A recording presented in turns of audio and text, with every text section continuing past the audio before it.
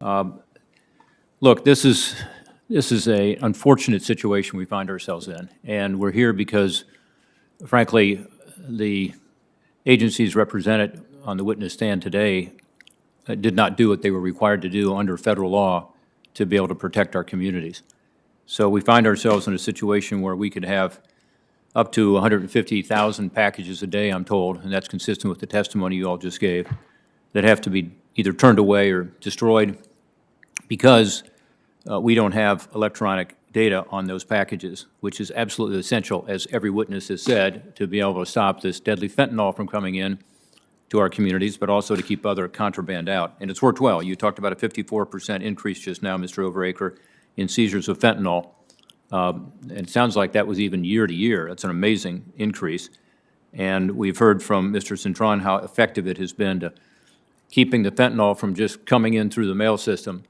It has shifted more to transshipment from Mexico and perhaps the precursors going to Mexico and coming in directly. We have other hearings we've had on this topic, and I won't get into the details, but just to say that we understand there's been a shift.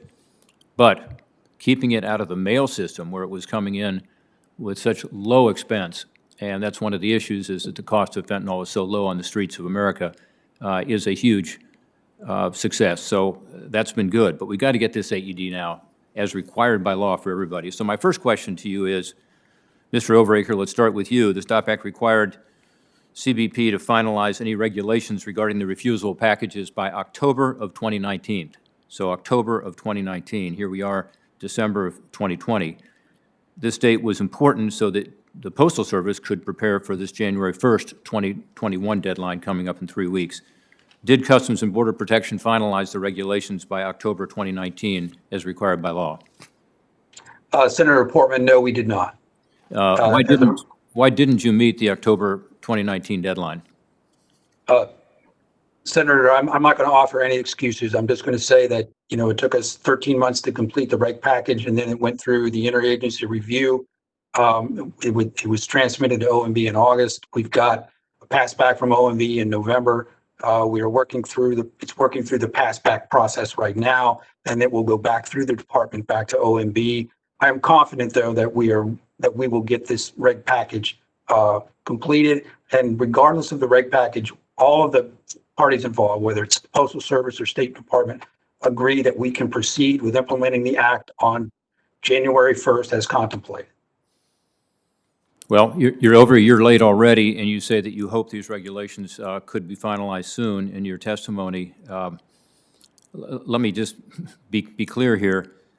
There is no good solution, thanks to the reality that you do not have the regulations in effect, and the reality that we have not been successful in requiring 100% AED as required by law.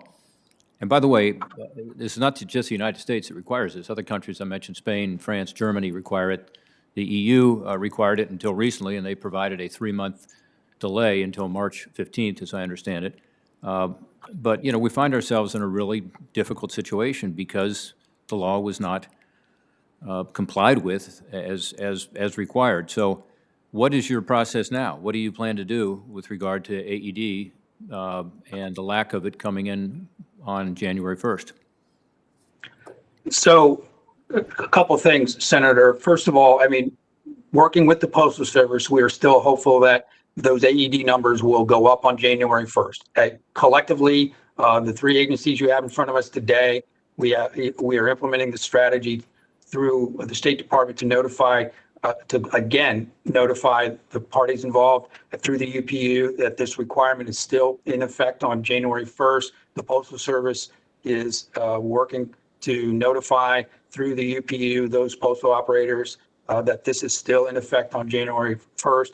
We hope that these foreign postal operators will comply. From an operational perspective with CBP, we have daily meetings with the United States Postal Service where we have worked out preparations that, if necessary, we can and will refuse mail without AED come January 1st. Well, hope is not much of a strategy, given the reality of the situation. Mr. Cintron's testimony, he said that it is probable that all mail won't have AED. It's not probable. It's absolutely the reality. And I hope foreign posts do more between now and 3 weeks from now. Of course we do. And I suppose our legislation and the requirement of January 1st will light a fire under some of them. But we know we're going to have a lot of packages without AED, and we need a solution. Mr. Cintron, is the post office clear on what should happen to packages with AED without AED starting January 1st? Yes, Senator. With in terms of absent any alternatives, the Postal Service is prepared to refuse any of the shipments coming into the country. So at our point of entry at the ISCs, we would scan, and anything that does not have AED, we would return back to the ground handler at that point. So we are prepared on the first. Okay, so you're going to just turn away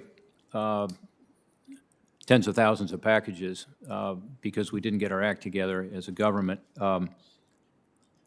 The Postmaster General talked about one of the issues that you all are interested in, which is how to ensure that as packages come to the United States, that they are in containers that have all been subject to AED. He said that some of these large containers have some packages with AED and some without, and it is a huge logistical challenge to separate those packages. You didn't mention that in your testimony, I don't think, but can you address that?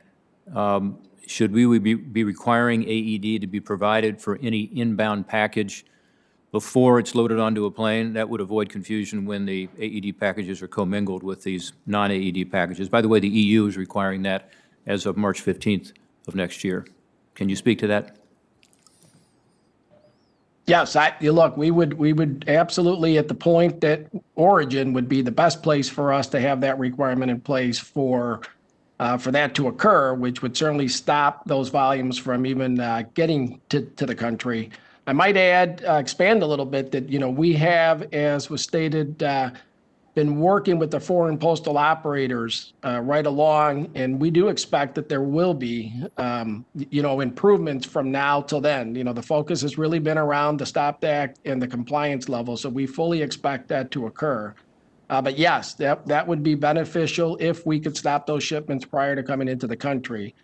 And for us, protecting it in terms of getting into the mail stream is why we would create those scans prior to entering our facilities to identify. Thank you, Mr. We'll be back with more questions when I get to my colleagues.